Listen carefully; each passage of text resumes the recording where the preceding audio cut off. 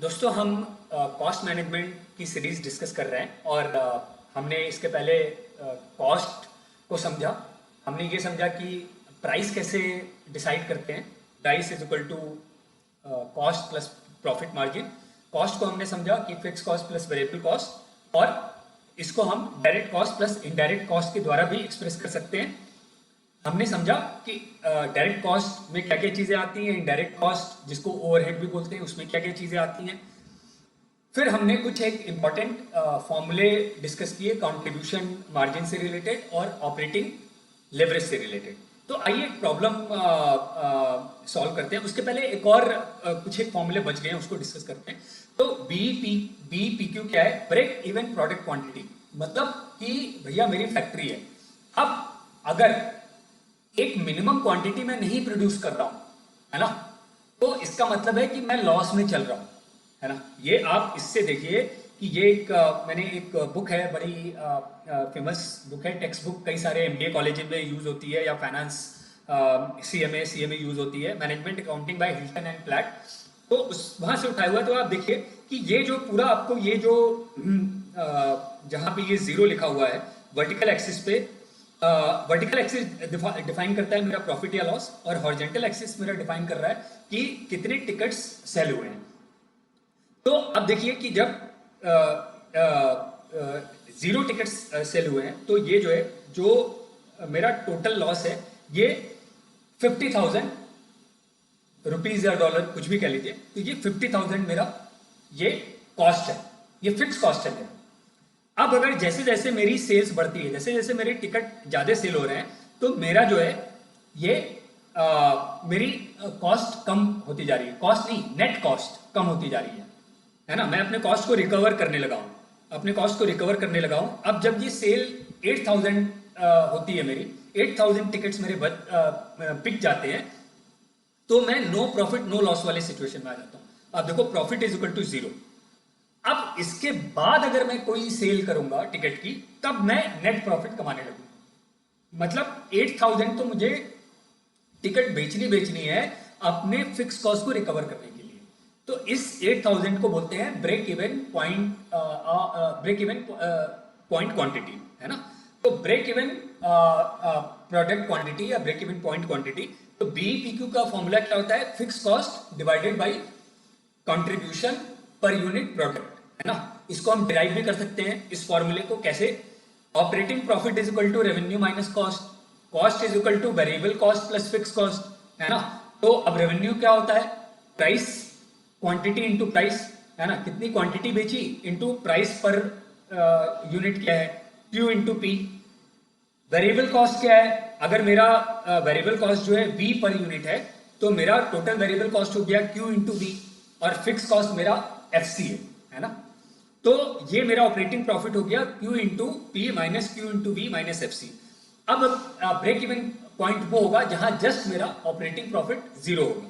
तो जो है operating profit should be greater than और इक्वल टू जीरो। तो ये हो जाएगा मेरा Q into P minus V should be equal to F C. That means Q is equal to F C by P minus V. और हमने यहां पे क्या डिस्कस किया था? Contribution margin is equal to revenue minus variable cost. तो आप दोनों तरफ जो है क्वांटिटी से डिवाइड कर दोगे, तो revenue divided by quantity price हो जाएगी, और variable cost divided by quantity जो है ये वेरिएबल कॉस्ट पर यूनिट आ जाएगी। तो ये पी माइनस वी आ जाएगा। तो P minus V is contribution per unit, है ना। Contribution margin per unit is equal to price per unit minus variable cost per unit, है ना। तो ये BPQ break even production quantity is equal to fix cost divided by contribution margin per unit, है ना। ये formula देख लिया आप लोगों ने।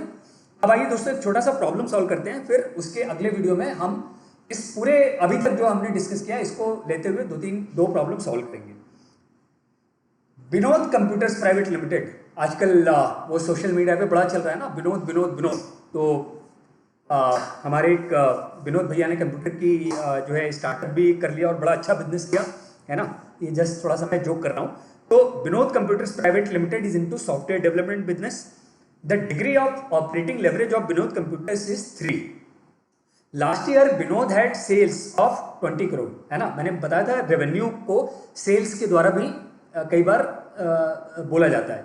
तो लास्ट ईयर विनोद का सेल्स था 20 करोड़ और नेट प्रॉफिट था 12 करोड़, मतलब ऑपरेटिंग प्रॉफिट मार्जिन कितना हुआ, 12 डिवाइडेड बाई 20, मतलब 60%।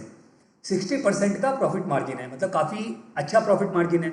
Sales has declined by 25% this year, है ना, तो what would be the profit this year, assuming that operating leverage this year is the same as the last year।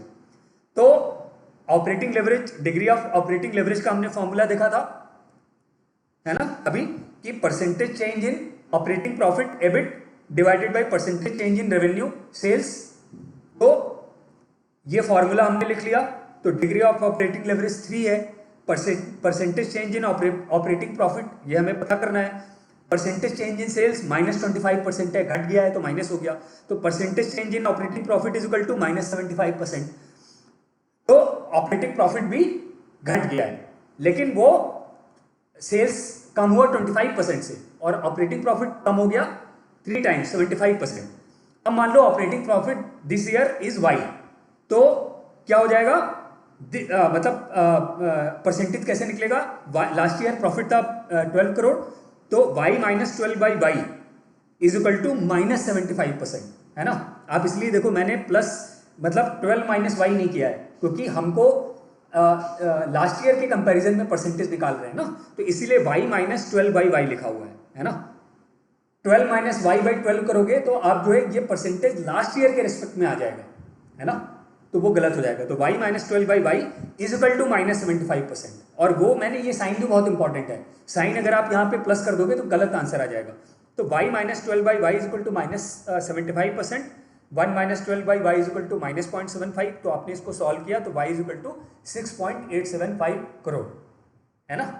तो क्या कितना हो गया ये 6.8 मतलब 6 करोड़ 87.5 लाख, ये इस साल का प्रॉफिट होगा विनोद कंप्यूटर्स का। तो दोस्तों अगले वीडियो में हम लोग जो है कॉस्ट मैनेजमेंट के फॉर्मूलेस को लेके 2 प्रॉब्लम और सॉल्व करेंगे। मिलते हैं दोस्तों नेक्स्ट वीडियो में, थैंक यू।